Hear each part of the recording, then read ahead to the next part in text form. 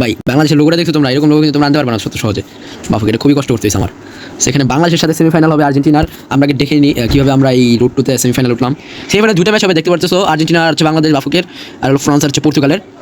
ঠিক আছে, আর এখানে হচ্ছে আর্জেন্টিনা পেনাল্টিতে ইতালি হারা দিয়ে আসছে, আর আমরা বাংলাদেশ 4-0 ডেনমার্ক হারাইছি কোয়ার্টার ফাইনালে। ক্রোয়েশিয়া 3-0 করে হারছে ফ্রান্সের কাছে, আর ইংল্যান্ড হারছে 4-3 গোলে পর্তুগালের কাছে।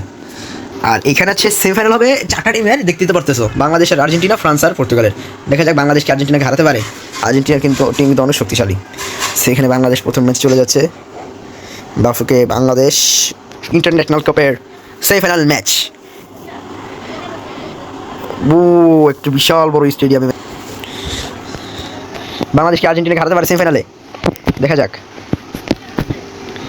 বিনি দিয়ে দিল বল, এমবাপ্পে আগে যাচ্ছে বাংলাদেশের টপ স্কোরার এই এখন পর্যন্ত, গোল্ডেন বুটের অধিকারী।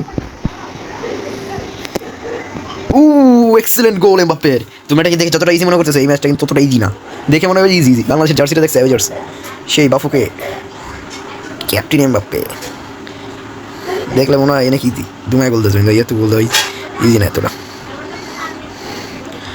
এমবাপ্পে গোল দিয়ে দিল। হচ্ছে আর্জেন্টিনা কেউ আগে যাচ্ছে, ট্যাগলিফিকো, ওটা মারাত্মক ডিফেন্স।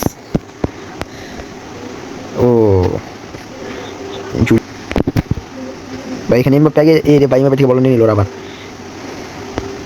1-0 গোলে ব্যবধান এগিয়ে আছে বাংলাদেশ কিছুটা হলেও এমবাপ্পের। এখানে এটাকে চলে গেছে বাংলাদেশের প্লেয়ারের আগে ভিনি জুনিয়র এক্সেলেন্ট ডিফেন্স দিল, রাশিভাই চান্স পেয়েছে এবং সেমিফাইনাল উঠেছে। এমবাপ্পে একটা করা শুট, মিস। এগিয়ে যাচ্ছে জুলিয়ান আলভারেস, দেখতে পাচ্ছ, এটাকে যাচ্ছে জুলিয়ান আলভারেস, দেখা যাক গোল করতে পারে কিনা। একটা অসাধারণ সেভ করতো।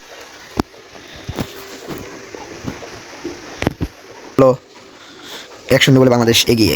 হাফ টাইমের পর বাংলাদেশের টিমে আমরা কিছু পরিবর্তন দেখলাম।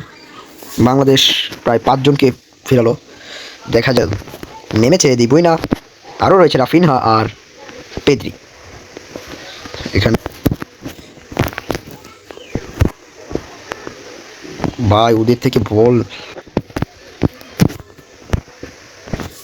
খুব সুন্দর করে বলটা কাটে এটাকে চলে গেল। এটা গেছে কিন্তু সমস্যা নেই। আবার অবশ্য আর্জেন্টিনা ফাইনাল উঠতে পারতো মেসি ইঞ্জুরির কারণে।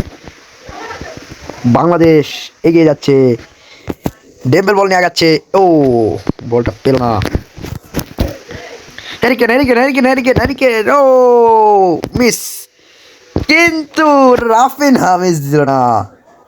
রাফিনহা বাংলাদেশের হয়ে সেমিফাইনালে আর্জেন্টিনার সাথে তার দ্বিতীয় গোলটি করে ফেলো। বাংলাদেশের 2 নম্বর গোলটি রাফিনহা করলো। গোলটা কিন্তু হেরে নিজের লিড ধরে রাখলো এবং জয়ের নিশ্চয়তা করলো। বাংলাদেশ মনে হয় ফাইনালে উঠে যাবে, দেখা যাক। বাংলাদেশ ফাইনালে উঠে গেল, আর্জেন্টিনা বিশ্বের 1 নম্বর টিমকে হারিয়ে। এক্সেলেন্ট একটা গেম খেললো Bangladesh. Man of the match Mbappe, 1 গোল দিয়ে 7.4 রেটিং এমবাপ্পের, এবং ওই দলের সরাসরি রেটিং 7.2 জুলিয়ান আলভারেজ।